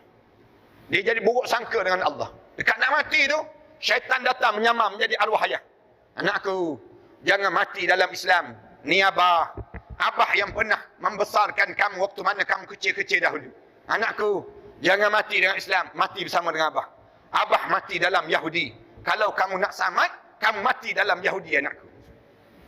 Kita cuba mengucap. Cuba mengucap. Kadang-kadang orang kita cuba nak mengucap. Kadang-kadang kan, datang pula syaitan sebelah kiri. Rasulullah sebut, sayang buah dada ni, menyamar menjadi arwah ibu kita. Sebiji muka arwah ibu kita yang kita sayang. Tunjuk muka. Anakku, dada ini pernah menyusukan kalian. Waktu mana kalian kecil-kecil dahulu. Jangan mati dalam Islam. Mati bersama dengan ummi. Mati bersama dengan mami. Mati bersama dengan ibu. Ibu mati dalam Kristian. Kalau kamu nak selamat, kamu mati dalam Kristian. Tapi saya nak sebut ada tuan-tuan, syaitan bukit beruang ni tuan-tuan. Dia tak sebut mati dalam Yahudi. Orang bukit beruang ni tak kenal pun Yahudi. Dia tak akan sebut mati dalam Kristian. Orang kita tak peduli pun dengan orang Kristian. Tapi tunggu sekejap lagi. Dia sebut apa dia? Anakku, matilah kalian dalam Islam nasionalis. Dia sebut.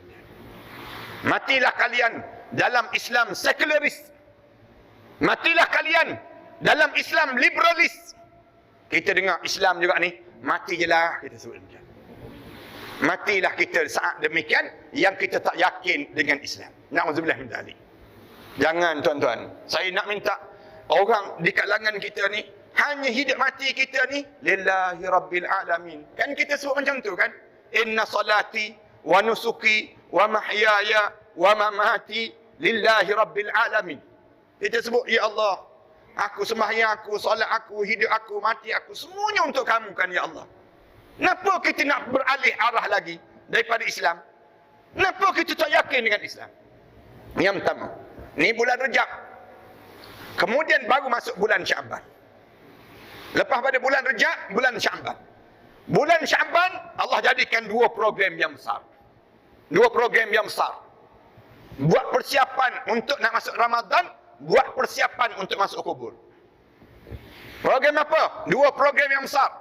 Yang pertama, nisfu Syaban. Yang ada dalam hadis Rasulullah cerita tentang malam diangkat amalan-amalan kita. Ni orang Melayu kita sambut, orang Arab tak sambut. Ni nisfu Syaban, besar dalam Islam, nisfu Syaban. Yang kedua, orang Arab sambut, orang Melayu kita tak sambut. Peristiwa apa dia? Peristiwa pertukaran kiblat yang berlaku dalam bulan Syaban. Tukar kiblat. Asalnya semayang ni menghadap pada Masjid Aqsa di belakang ni.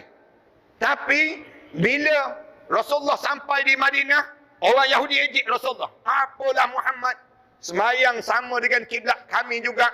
Kenapa dia tidak ada kiblat yang tersendiri? 16 bulan ke 17 bulan Rasulullah semayang, Allahu Akbar, dongak muka ke langit. Ya Allah, tukarlah kiblat ini ya Allah. Tak naklah ya Allah kiblat menghadap pada Masjid Aqsa. Nak pada Masjidil Haram ya Allah. Rasulullah baca doa.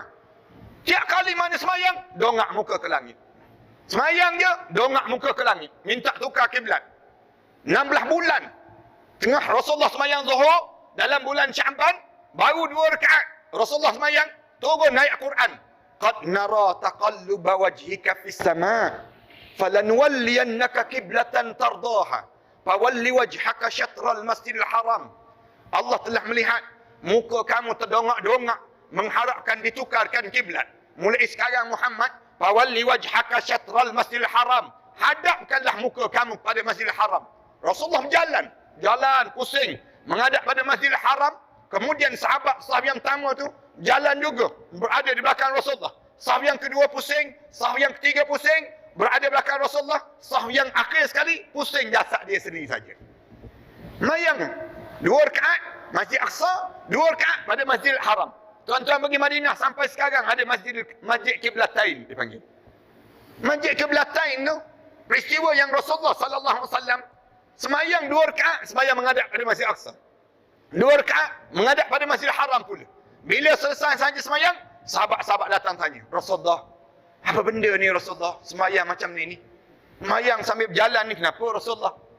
Apakah kita sedang berlaku sesuatu? Rasulullah jawab, Allah telah mustajabkan doa kita. 16 bulan baru Allah mustajab doa. 17 bulan baru Rasulullah dimustajabkan doa. Kemudian lepas pada itu sahabat, apa mustajab doa apa ya Rasulullah? Kiblat kita dah tukar daripada Masjidil Aqsa kepada Masjidil Haram mulai daripada hari ini. Sahabat-sahabat sujud. Alhamdulillah, alhamdulillah. Itulah semayang yang pertama dan terakhir bila berjalan tuan-tuan. Jangan pula lepas pada ni semayang sambil berjalan kita. Orang Bukit Beruang ni tak boleh kira juga ni. Nak sebutnya, kan nanti semayang sambil berjalan. Orang tanya, kenapa semayang sambil berjalan? Ambil sunnah Ustaz bulan Syaban. Jangan buat. Bila begitu, bila dah Rasulullah sebut saja kiblat dah tukar, sahabat keluar. Bagi tahu pada orang ramai, kiblat dah tukar. Anak-anak muda ni seronok, tulis dalam Facebook masing-masing. Tulis dalam Instagram, TikTok masing-masing. Kiblat dah tukar, kiblat dah tukar. Suka masing-masing. Orang Yahudi ejek. Orang Yahudi ejek pula. Apalah Muhammad. Tak ada pendirian langsung. Sekejap menghadap pada Masjid Aqsa, sekejap menghadap pada Masjidil Haram. Lepas pada ni, kiblat ke mana pula lepas pada ni? Mengejek Rasulullah, sedih Rasulullah. Bila Rasulullah sedih, ia menyebabkan turun ayat Quran nak hiburkan hati Rasulullah. Sayaqulu as-sufaha'u minan nas ma wallahum an qiblatihim allati kanu 'alayha. Qul lillahi al-masyriq wal maghrib yahdi man yasha'u ila siratin mustaqim. Allah turun ayat ni. Telah bercakap di kalangan manusia-manusia yang sufaha, manusia-manusia bodoh. Kamu jangan layan lah manusia bodoh tu.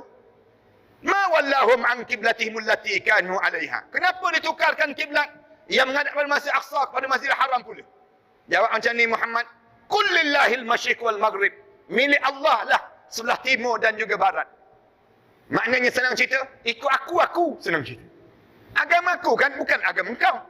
Peduli apa? Aku agama aku, engkau agama engkau. Lakum dinukum waliyadin. Peduli apa engkau dengan agama? Senang ceritanya. Wallahu yahdi man yasha. Allah sebut Allah akan pilih siapa yang Allah nak bagi petunjuk ila siratin mustaqim, ke jalan yang lurus. Ulama jawab. Ulama kata, peristiwa ini alim ulama jawab nak suruh kita jaga ibadah yang paling besar dalam hidup. Sebelum kita mati ni, jaga ibadah. Ibadah apa? Solat. Solat. Masuk bulan Ramadan, jangan tinggal solat. Masuk dalam bulan Ramadan, jangan tinggal doa. Doa. Dalam hidup kita ni, solat dengan doa tu benda yang sekali. Wasta'inu bis-sabri was-salah. Allah ajar demikian. Dalam hidup kamu ni, dua benda ni berkait. Pohon pertolongan pada Allah dengan sabar dan juga semayang. Sabar tu ulama kata doa. As-salah ayat doa. Doa juga. Belajar dengan doa Rasulullah. Tengok Rasulullah doa macam mana. Sampai terbolak-balik muka Rasulullah. Rasulullah doa 17 bulan, 16 bulan baru Allah mustajab doa Rasulullah. Kita ni kalau berdoa hari ni, jangan haraplah besok mustajab terus. Kadang-kadang 17 tahun, 20 tahun baru Allah mustajab doa kita. Ni kita boleh datang malam ni kan. Boleh jadi mustajab doa 10 tahun, 20 tahun yang sudah. Boleh jadi doa arwah datuk kita. Yang doa biar aku dapat cucu-cucu yang soleh dalam hidup ni. Alhamdulillah kita dapat. Allah bagi demikian. Mustajab doa tu tidaklah kata hari ni berdoa, besok mustajab terus. Jangan berputus asa dalam berdoa. Kenapa orang kita cepat berputus asa? Siap je semayang, bagi salam, bingkah bangun terus. Kenapa tak sempat nak berdoa? Kalian berputus asa dalam doa. Yang teruk lagi lepas semayang, bagi salam, angkat tangan. Ya Allah, macam biasalah ya Allah, amin tu dia. Doa paling ringkas dalam dunia dia panggil. Orang tanya, kenapa doa ringkas sangat? Doa itulah Ustaz, dulu, kini dan selama-lamanya. Doa dia, malahnya berdoa. Jangan, cuba tengok Rasulullah berdoa, sampai terdongak-dongak muka Rasulullah. Muka Rasulullah tu, sampai terbalik-balik. Aisyah radhiyallahu anha cerita, ibu kita dia cerita, kalau Rasulullah berdoa, lagi lama lagi terangkat. Lagi lama lagi terangkat. Lama terangkat, sampai lengan jubah Rasulullah ni jatuh. Nampak ketiak putih Rasulullah sallallahu alaihi wasallam. Kita berdoa tak? Lagi lama lagi turun. Lamanya Pak Imam. Mendapalah berdoa lama. Malas kita letak tangan atas paha je. Sebut ada Allah, ya Allah, nak terima. Tak nak terima sudah. Senang je dia berdoa dengan Allah. Jangan macam tu kita. Doa tu biar beria sikit. Ya Allah, aku ni perangai macam ni. Anak sulung aku perangai macam ni. Cerita pada Allah. Bahasa yang biasa je kita bercakap dengan Allah. Jangan guna bahasa-bahasa yang terlampau sastra sampai kita pun tak faham. Angkat tangan, semilir angin yang berlalu. Entah apa-apa lah tu. Dia dah sebut, tak ada kaitan langsung. Guna bahasa yang mudah je. Ya Allah, susahnya melalui ujian ini ya Allah. So ada Allah, niti air mata kita. Ya Allah, tabahkanlah hati aku ya Allah. Berhadapan dengan kerana hidup ini ya Allah.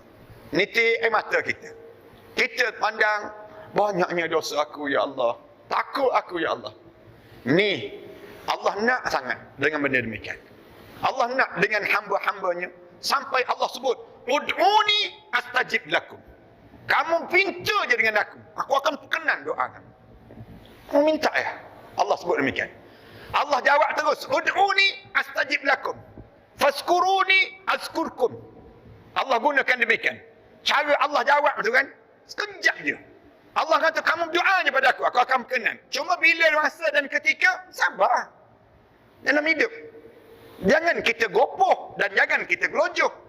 Ada seorang hamba Allah, dia bangkit di akhirat, dia tengok pahala dia banyak. Pemuda dia terkejut.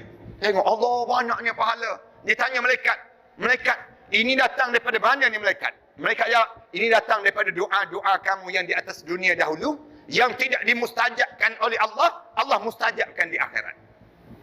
Dia pun jawab, malaikat, kalau macam tu bagi tahu kepada Allah, supaya semua doa aku jangan mustajab di atas dunia.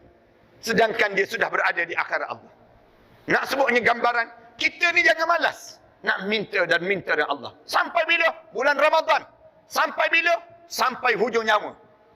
Jangan malas doa pada Allah. Ya Allah, bantulah aku ya Allah. Allahumma a'inni ala zikrika wa syukrika wa husna ibadati. Ini doa pada diri kita. Yang pertama. Yang kedua, jangan bertangguh dalam melakukan perkara yang disuruh oleh Allah. Jangan suka tangguh pada diri kita ni. Malam ni, balik ke rumah masing-masing, tanya je orang rumah. Duduk jauh-jauh sikit daripada anak-anak. Pergi tepi-tepi longkang biar romantik sikit. Tanya satu soalan. Yang cuba tengok muka abang ni. Abang ni kalau abang meninggal dunia malam ni lah, gamak-gamaknya besok abang dalam syurga tak?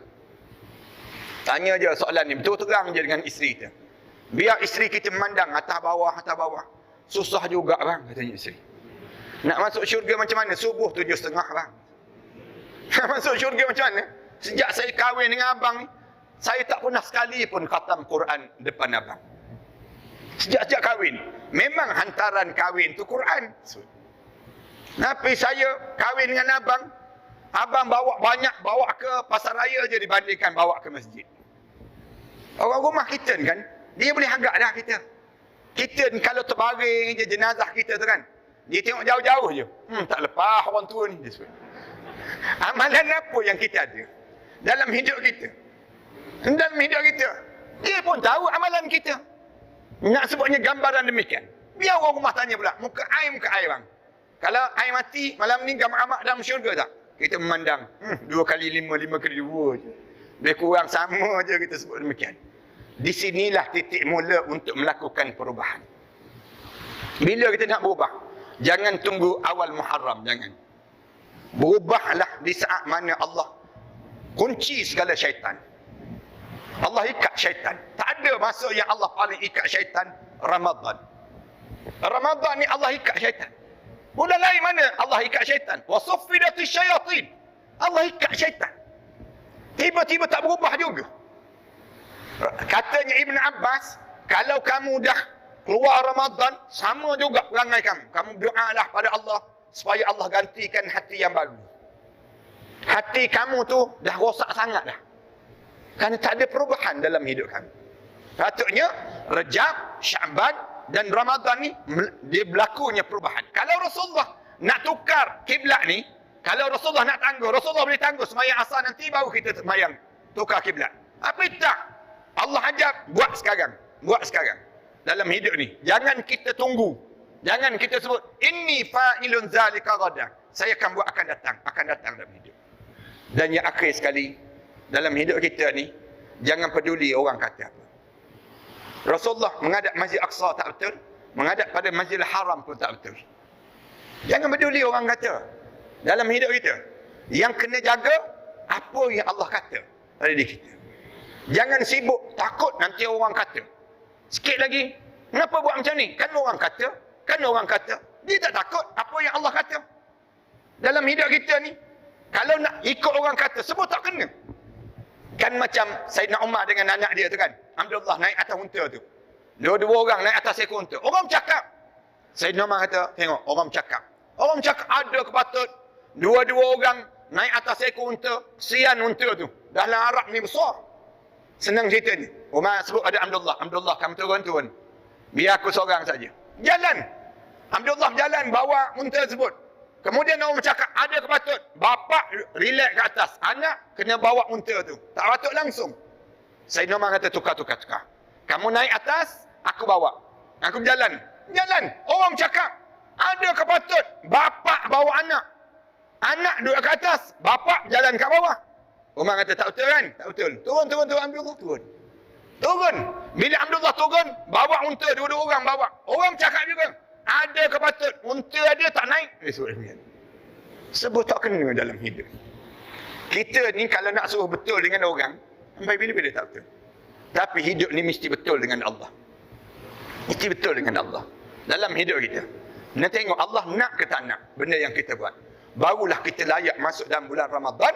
Ramadan Allah jadikan 3 program besar. Kita sambung tahun depan pula insyaAllah. Terima kasih di atas jemputan malam yang baik ini. Saya tengok tuan-tuan dah betulkan tulang belakang. 7 kali dah saya kira ni. Lambat lagi ke Ustaz ni nak habisnya. Sejam lebih dah saya bercakap ni. Jadi mudah-mudahan malam yang baik ini kita boleh faham betapa besarnya nilai 3 bulan ini untuk kita nak masuk bulan Ramadan. Dan boleh jadi Ramadan ini Ramadan terakhir dalam hidup kita. Kita jangan rasa ada lagi Ramadan yang akan datang. Saya bimbang, sebenarnya saya ada kerisauan. Takut-takut kita ni, orang kita tak belajar walaupun Allah sedang mengajar kita dengan peristiwa yang paling dahsyat ini. Peristiwa kita ni, kapal terbang hilang di negara kita. Kemudian apa dia, jerebu lagi. Kemudian banjir lagi. Kemudian berlaku COVID lagi. Orang kita begitu lah. Yang degil tetap degil. Yang keras kepala tetap keras kepala di kalangan mereka tersebut. Tak ada perubahan dalam hidup. Tapi kita jangan begitulah. Kalaulah sekiranya kita tak buat perubahan dalam hidup kita, Allah gantikan umat yang lain pada ni. Kita ni semua bersedialah untuk dimatikan oleh Allah. Allah mati. Walau nasya'u lamassaqnahum ala makanatihim. Kami akan hapuskan kamu semua. Yastabdil qauman ghairakum. Lepas pada ni Allah akan gantikan kaum yang lain yang lebih taat pada kita. Kerana kita degil dalam hidup kita, yang kita tak ambil pengajaran daripada apa yang sedang diajar oleh Allah. Covid ni betul-betul pengajaran yang Allah sedang mengajar kita. Kita kena faham. Ni bukan cerita dongeng. Ni bukan cerita biasa-biasa. Tetapi ni cerita luar biasa yang sedang ditunjukkan oleh Allah seluruh dunia. Bila manusia degil dengan perintah Allah. Tak ada kuasa yang lebih besar daripada kuasa Allah. Allah hantar kuman je. Amerika Syarikat tak berdaya nak melawan kekuasaan Allah. Negara China, negara besar macam mana pun, bila datang yang disebut dengan COVID ini, madai dengan yang ni je. Untuk mencelikkan mata di kalangan kita ini sendiri. Terima kasih sekali lagi. Di atas kesempatan ini, marilah kita sama-sama baca doa. Mudah-mudahan semua yang hadir malam ni di kalangan ahli syurga Allah SWT. Kita berjanji sama-sama kita, kalau ada seorang dia di kalangan kita malam ni yang masuk neraka, kita berjanji untuk kita tarik masuk dalam syurga Allah SWT. Kita bagi syafaat di kalangan kita kerana kehadiran kita di majlis ilmu yang baik ini dan di atas kesempatan yang ada di sini. Tuan-tuan, sebelum kita baca doa ni, saya suka nak maklumkan pada tuan-tuan, belakang nanti ada beberapa buah kitab yang saya karang ni. Ni kitab Ru'yah Syariah. Macam mana kita nak kesan, kita kena sihir tak kena sihir. Tuan-tuan baca je ayat-ayat ni pada keluarga masing-masing. Panggil anak-anak kita, keluarga kita baca ramai-ramai. Dalam rumah tangga kita, bila baca bergetar, pening kepala, nak muntah, sendawa, dan sebagainya, itu tanda berlaku gangguan, berlaku sihir, ataupun berlaku yang disebut dengan saka di kalangan kita. Saka ni berlaku ramai. Orang kita mimpi air banyak, mimpi menyusu bayi, mimpi malam-malam gigi ni bunyi, kak gigi. Ni gangguan saka. Saka ni masalah. Tapi kalau kena gangguan pusaka, tak masalah langsung. Tu senyum-senyum je. Tapi kena gangguan saka ni memang masalah. Tuan-tuan buat amalan ayat-ayat ni. Saya susun ayat-ayat ni dengan tujuan nak suruh orang kita jangan syirik kepada Allah.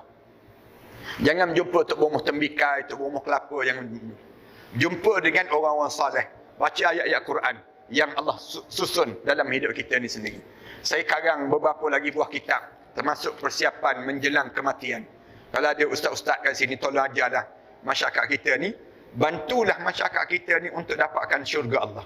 Jangan bantu untuk dapat projek di atas dunia je. Tapi kita bantu untuk masyarakat kita ni dapat syurga Allah. Yang tu yang paling utama dalam hidup kita. Tuan-tuan pergi ziarah orang sakit, tuan-tuan bagi hadiah kitab macam ni. Jauh lebih baik. Daripada tuan-tuan bagi durian, nangka, mempelam tu. Kita bagi kitab ni, dia tengok tajuk kitab ni, dia faham lah maknanya mati dah tu senang kita. Nak sebut tak tergamak sangat ni panggil macam. Kita yang bawa kitab-kitab macam ni. Saya karang ada lebih kurang 34 buah kitab yang saya karang. Saya sekarang ni kerana saya bangunkan Ma'had Tahfiz di belakang saya. Ada lebih kurang 1,000 lebih pelajar tahfiz saya. Saya ambil anak-anak yatim dan orang miskin. Saya tanggung mereka menghafal Quran. Saya bangunkan di Zantuk Pahang, di kampung kelahiran saya. Pelajar-pelajar ada lebih kurang 200 lebih. Saya bangunkan juga di Kelantan, di tempat mertua saya. Kemudian saya bangunkan juga di Shah Alam. Di Shah Alam ada lebih kurang 2 buah sekolah yang saya sedang bangunkan. Satu di Syekh 8, satu lagi di U12. Saya buat college di sana. Yang habis 30 juzuk Al-Quran sambung pada peringkat college. Kemudian saya bangunkan juga di Pulau Langkawi. Pulau Langkawi di antara Gunung Mak Cincang dengan Gunung Raya. Kalau tuan-tuan ada peluang, tuan-tuan jemputlah datang ke Langkawi. Tuan-tuan boleh pergi ke sekolah saya yang saya sedang bangunkan masjid sekarang ni. Masjid yang besar, saya post dalam Facebook saya, masjid tersebut. Tuan-tuan datang Langkawi, jangan makankan siakap je, jangan. Tapi datanglah untuk sama-sama datang ke sekolah saya. Jemput datang. Bawa rombongan-rombongan, saya sedia untuk menerima tuan-tuan datang tempat tersebut. InsyaAllah. Kemudian, saya ni perlu tiap-tiap di kalangan kita ni bantuan lah. Saya bangunkan juga di Kuala Terengganu. Kuala Terengganu, ada seorang hamba Allah, dia wakafkan tanah pada saya. Seluas 8,5 ekar tanah dia. Untuk saya bangunkan Ma'had Tahfiz di sana. Sekarang saya buat masjid. Tapak yang awal tu masjid saya buat. Mudah-mudahan Allah bagi pahala yang berpanjangan lah pada mereka yang buat masjid ni. Dan tuan-tuan terbuka untuk tuan bantu untuk nak bangunkan masjid ni. Saya tak dapat bantuan daripada pihak-pihak berkuasa yang ada. Saya cari bantuan daripada setiap di kalangan kita untuk berebut dapatkan syurga. Saya harap demikianlah di kalangan kita. Kalau tuan-tuan niat teringat untuk arwah ayah, arwah mak kita yang telah berjasa pada kita infak. Niat untuk bangunkan masjid ni untuk pahala pada mereka yang telah meninggal dunia. Sampai pahala ni. Dan di antara benda yang Rasulullah pesan kan, kalau kita nak tolong orang mati, macam mana kita nak tolong mereka yang dah meninggal dunia? Buat masjid atas namanya. Kita bangunkan demikian. Itu cara yang terbaik lah dalam hidup kita. Selain daripada kita wakaf Al-Quran dan sebagainya. Jadi, saya tolong juga di Selatan Thailand. Yang bapa mereka tembak mati, pelajar-pelajar. Asalnya 22 orang je anak yatim piatu. Kemudian sekarang dah ada 800 lebih pelajar. Tiap-tiap bulan saya hantar dana lebih kurang 30,000, 40,000 ringgit sebulan bagi membiayai mereka ini sendiri. Tak campur dengan di Malaysia lagi lah. Di Malaysia ni lebih kurang 400,000 lebih saya perlukan. Tiap-tiap bulan. Dah 14 tahun dah saya gerakkan kerja-kerja ini. Alhamdulillah. Ada je sumbangan-sumbangan yang diberi di kalangan jemaah-jemaah kita ni sendiri. Alhamdulillah.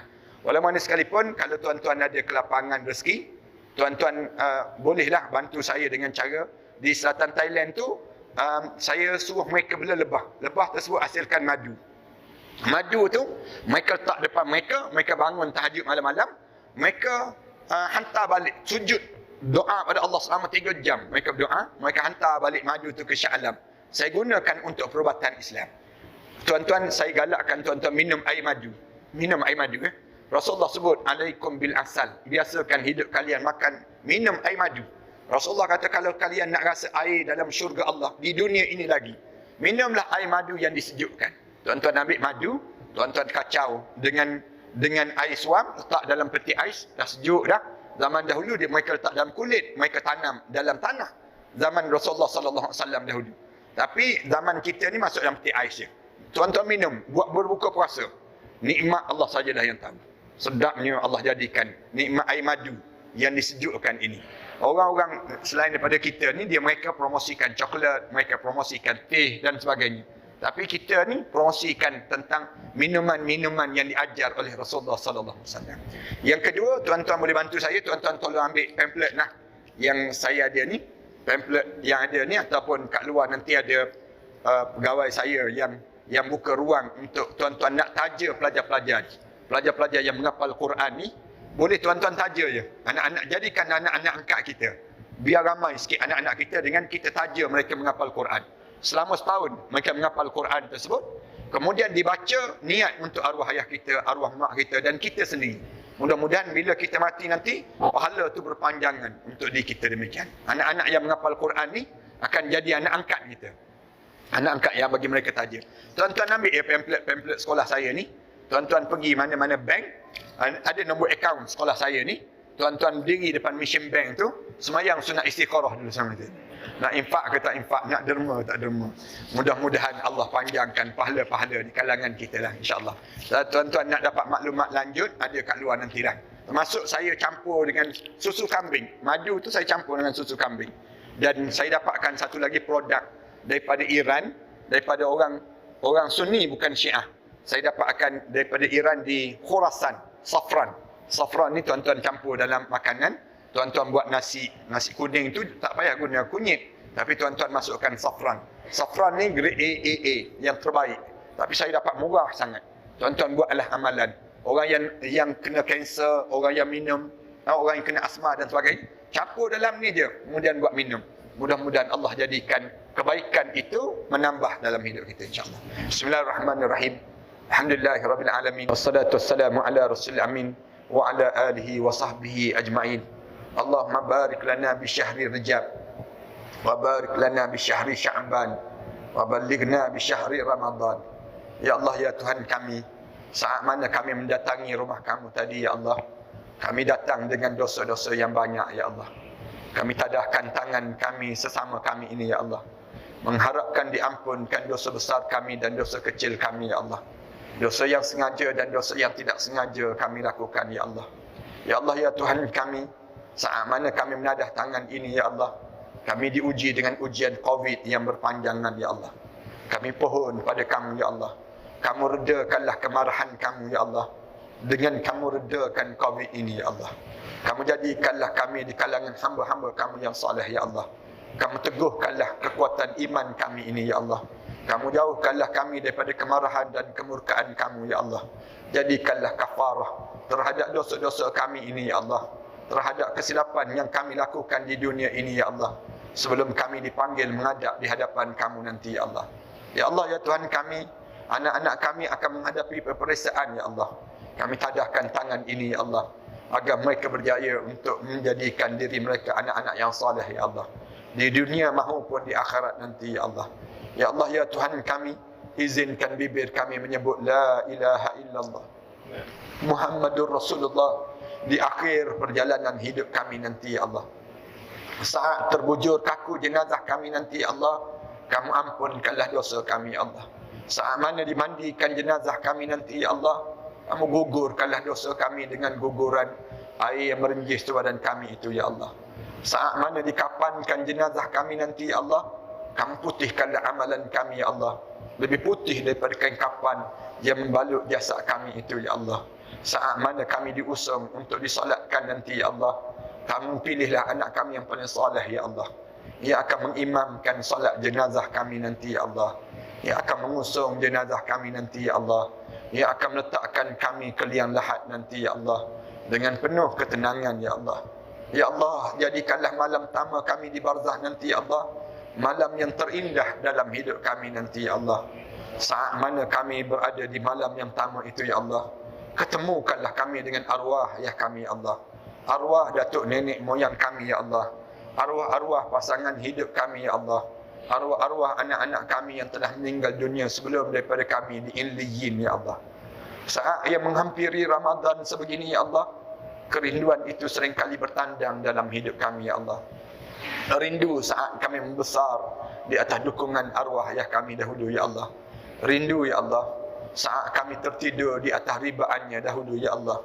Rindu, ya Allah, saat mana kami dipeluk dan dicium oleh arwah ayah kami dahulu, ya Allah. Rindu, ya Allah, saat kami dibangunkan untuk bersahur bersama dengan mereka, ya Allah. Rindu, ya Allah, saat tangannya menyuap ke bibir kami dahulu, ya Allah. Rindu, ya Allah, saat kedengaran esakan tangisan arwah ayah kami, ya Allah. Berdoa dan berdoa kepada kamu, ya Allah, agar diampunkan dosanya itu, ya Allah. Kami berada di belakangnya mengaminkan doa itu, ya Allah. Rindu, ya Allah, saat mana kami bangun di penghujung malam, kelihatan arwah ayah kami, ya Allah, sujud dan sujud pada kamu, ya Allah. Kedengaran lagi suara-suara mereka itu, ya Allah. Rindu, ya Allah, kamulah yang mengetahui betapa rindunya kami pada mereka yang telah meninggal dunia itu, ya Allah. Dengan doa ini, ya Allah, kami pohon pada kamu, ya Allah, agar dijadikan kubur mereka di antara taman-taman syurga, ya Allah. Dijauhkan mereka daripada azab kubur yang berpanjangan, ya Allah. Ya Allah, ampunkanlah dosa kami terhadap kedua ibu bapa kami, ya Allah. Khususnya dosa kami terhadap ibu kami, ya Allah. Seketika dahulu, ya Allah, kami mengakui kami pernah bercakap kasar di hadapan ibu kami, ya Allah. Kami pernah meninggikan suara di hadapan ibu kami, ya Allah. Kami pernah membentak-bentak kaki kami, ya Allah. Menghentak-hentak kaki kami, ya Allah, di hadapan ibu kami, ya Allah. Kami pernah, ya Allah, memaksa-maksa ibu kami dalam melakukan sesuatu, ya Allah. Mendesak hati ibu kami, ya Allah. Ampunkan dosa kami di kala itu, ya Allah. Kami tidak sengaja, ya Allah. Kami tidak sengaja melukakan hati ibu kami, ya Allah. Kami tahu, ya Allah, ibu kami menyayangi kami, ya Allah. Dalam kegelapan malam itu, ya Allah, ibu kami seringkali memeluk kami dengan penuh kasih sayang, ya Allah. Saat lena yang panjang, ya Allah, terasa kesejukan di pipi kami, ya Allah. Ibu kami memeluk kami, ya Allah. Ya Allah, ampunkan dosa kami terhadap ibu kami, ya Allah. Saat mana kami demam, ya Allah, ibu kami turut demam sama demamnya kami, ya Allah. Saat mana kami membesar, ya Allah, ibu kami berhutang keliling pinggang, ya Allah, untuk membesarkan kami ini, ya Allah. Saat mana kami melangsungkan perkahwinan, ya Allah, ibu kami tersenyum indah melihat kebahagiaan kekeluargaan kami, ya Allah.